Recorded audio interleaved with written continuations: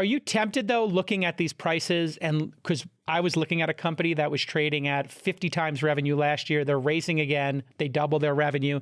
So now they're at 20, 25 times revenue. They're raising at last year's valuation. And then I looked at the public market comps and they're trading at 6 times. So now I'm like, wait a second. Obviously, the growth rates are a little different. You got to look at the growth rate. You got to look at the growth rate. The growth rate was the growth rate in this example was 3 times greater than the public market comp. So how would you assess that then? Well, what we're seeing right now is that pretty good SaaS companies that are growing, maybe on a trailing basis, they grew 3x, and prospectively they're growing, call it 2.5x. They're trading right now, not trading, but basically deals are getting done at 20 times ARR. 20. Which ARR? This year's? Current run rate? Yeah, the current ARR. Okay, you're not getting that like bonus, like here's your projected next year, we're going to give it based on that. This is current. No. Current ARR is about 20, 22, 23 times ARR. Down from what last year? 100? Oh, it was like 100 times was the rule of thumb. Yeah. So now there are some where deals are getting done in the high 20s, I'd say, or even 30 if you believe that by the end of the year it'll be more like 20. So, but I think the new levels are landing at 20 something times ARR. Yeah. Now, why does that make sense relative to the public SaaS companies? Well, like you said, the SaaS index is trading at roughly 6 times, but that's only 20% average growth. Right. And so, if you're growing 3x, about 10 times the growth, right? Right. And the high growth SaaS companies are trading at like 7 times. That's for like a 40% grower. We've talked about this before. So listen, if you're tripling year over year and you pay 20 times, that'll be a 7 times next year. But if you're growing 2.5, 3x next year, that's way faster. So I think there's actually an arbitrage there. I mean, this is why we like doing private SaaS investing right now. Deals are getting done. I will say that. The people who I'm seeing who are really struggling, Friedberg, are the people who didn't turn on, I'm talking about in the very early stage, they didn't turn on revenue. They were making progress in team building and culture and features, but they just weren't focused on the revenue side. And my Lord, people got a lot of credit. I mean, $50 million, $100 million valuations without the revenue turned on. And that now they're faced with not being able to raise money full stop. What are you seeing on your side, Friedberg, in terms of deal flow in the private markets? Yeah, it's... And raising money, because you have to raise money for your companies. It's not easy. Okay, unpack it. What's not easy? Well, what are the conversations like? Give us the anecdotal information.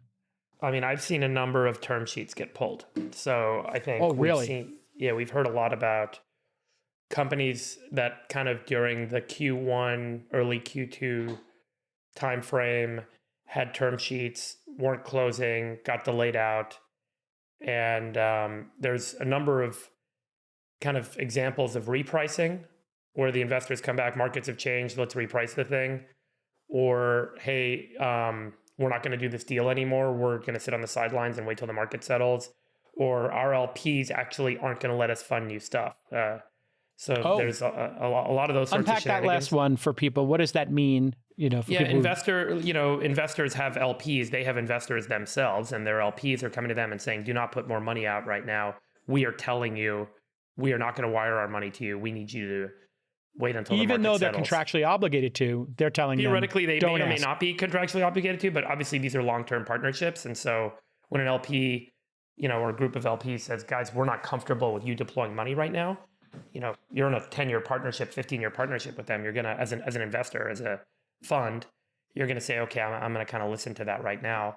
Now, the bigger issues in Series B, C, and D, where companies, have some traction, have some performance, have raised a bunch of capital, have done a bunch of work, and investors don't know what they're worth. They're like, hey, is this thing worth 25 million or 125 million or 500 million? Last year, you could have raised money at 500 million. I mean, look at what happened with one of those crypto things, those crypto trading platforms. They raised $500 million last July, and they just sold the business for a reported $25 million after being valued at $5 billion a year ago. Yeah. So the whole thing got wiped out. And the truth might have been more like 275 million. We don't know. Some news that got left. Yeah, and so, but Series A, people seem to be pretty active again. And they're active again, but the prices now for seed rounds, but it's a lot easier happening 6 to 15. Series A is happening 15 to 25. It's a lot easier to get a deal done in a Series A because people say, hey, look, I'm going to give you this. You say, okay, I'll take it. I need the money. Series B, C, and D is where there's this whole fight because there's existing investors existing shareholders who are saying, I don't want to take a 50% write down, a 70% write down, a 30% write down over the last round and fighting and then doing inside rounds and bridge notes and all sorts of other shenanigans to not have to take a negative mark on their book. Yeah. Well, one thing that's interesting here is that you think about like where the opportunity is in the market right now. And I think one of the things that happened in the boom is that everyone got pushed to go earlier and earlier because deals were so competitive. And so, you know, in the SaaS business, normally 1 million of ARR was considered the rule of thumb for getting a series, for basically graduating to a Series A, like you were ready to go from C to Series A when you had 1 million of ARR. As we know, during the boom last year, that number kept going down, you know, 500K, 300,000. And then you would see crazy deals get done that were pre-revenue with price at 100 plus. We never did any of those kinds of deals because we just thought they were too crazy, but they definitely happen. Well, think about the dynamic now, which is, let's say that SaaS startup that has 1 million of ARR, they can do a Series A at 50, or we can just wait until they get to 5 million of ARR and then pay 20 times and do it at 100 pre. Which of those is the better risk-adjusted return? Let me tell you, there's a lot of risk in going from 1 million ARR to 5 million ARR. That's hard. Yeah. It's hard. There's a lot of things that go off the rails. You need a sales team. You're not doing it through the founders selling the product. You need to start scaling a team. You need a real sales capacity, but also a lot of startups that could sort of hack together and cobble together 1 million of ARR based on non-scalable techniques that various startup incubators teach, like, you know, don't be scalable. Do things that don't scale. Paul Graham said it, right? It's okay to do that from 0 to 1, but not 1 to 10. Right. Well, or it's not that it's not okay. It's just that it doesn't work, right? Like you're not going to be able to cobble together 5 million of ARR. You can cobble together 1 million of ARR. You can use the cheat code to get there. So what I'm saying is there's a lot of risk in going from 1 to 5. You find out whether the product's really scalable. So what is the better deal? Wait till 100. Wait till it's priced at 100 or 120 million pre, or doing the deal at 40 to 50. Now, if you love the company, you want to get in as early as possible. Yeah. But I think you're going to start seeing a dynamic where, in the same way that last year everyone went earlier and earlier, you're going to see VC start to sit back and go a little later and later. Prove it to us. Yeah. A dead man zone. Nobody should be putting money into deals right now. What is it? Why?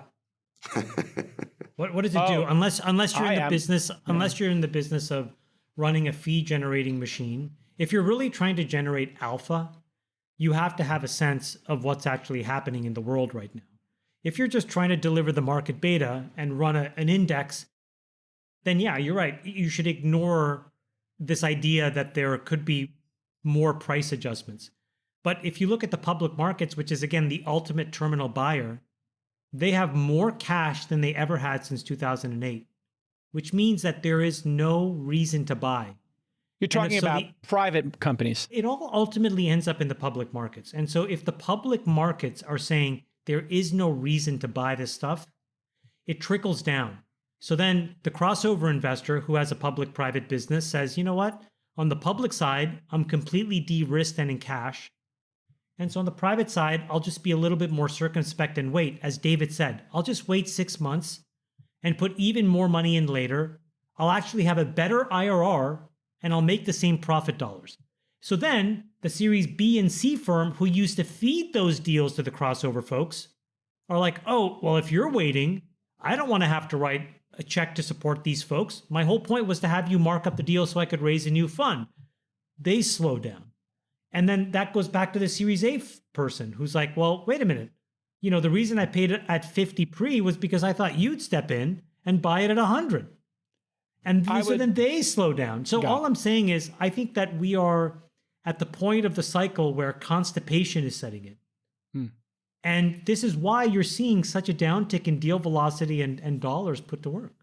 This is great advice I want everybody to take. I'm going to take the opposite advice, and I'm going to do twice as many deals in the seed stage as everybody else. But I encourage every venture capitalist and seed fund to take Chamath's advice. I'm doing the opposite because a 5-person company. This isn't advice. This is just a market observation. I'm just telling you what observation. flows tell you. I hope everybody takes that as the truth, because what I'm seeing is the founders who are raising and who have real businesses are so sharp right now and so focused on costs and profits and what matters, and they have eliminated all the shit that doesn't. There's a whole contingent. I don't know if you're seeing it, Sachs.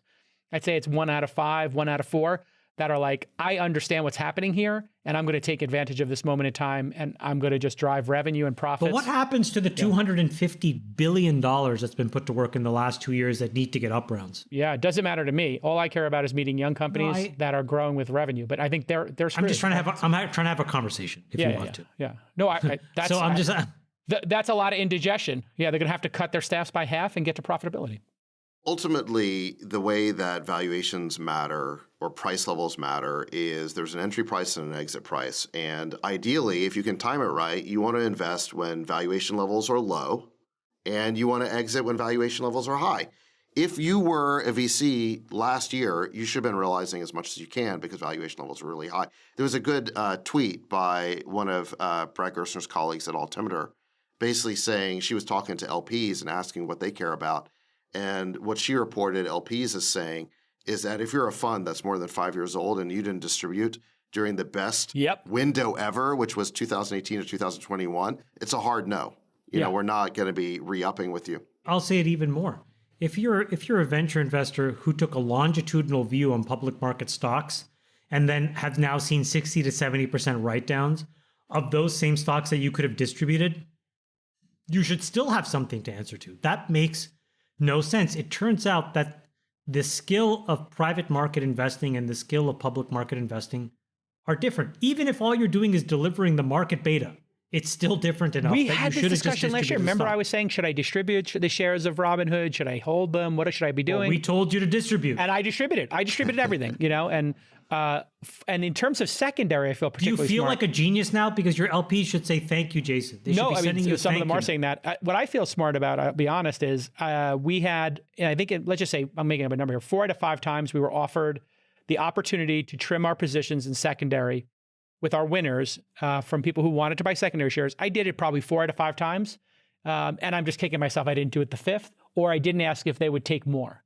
Because my God, we were able to clear some positions at very high valuations that are now lower than that in the private markets and send cash to our LPs and get over our hurdles in our first 2 funds, which, I feel smart about.